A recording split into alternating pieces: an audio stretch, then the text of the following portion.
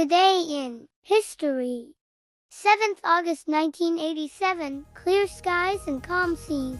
Bering Strait between the Little and Big Diomede Islands. Dear Diary, today was such an exciting day. I saw Lynne Cox become the first person to swim from the United States to the Soviet Union. She crossed the Bering Strait from Little Diomede Island in Alaska to Big Diomede in the Soviet Union. It was amazing to see her accomplish such a challenging swim. Lynne Cox is a famous swimmer known for her long-distance swims. She is so brave and determined. She must be really strong to swim in such cold and rough waters.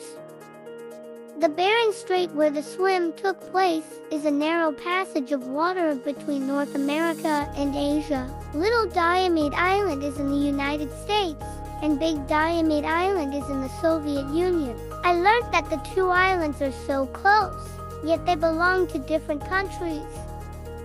I watched as Lynne Cox bravely started her swim across the Bering Strait.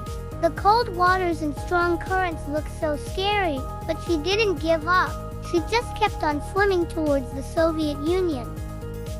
Lynne Cox swam for over 2 hours and finally reached Big Diomede Island in the Soviet Union. It was such a relief to see her make it safely across the strait. I cheered along with everyone else watching. I feel so proud to have witnessed this historic event.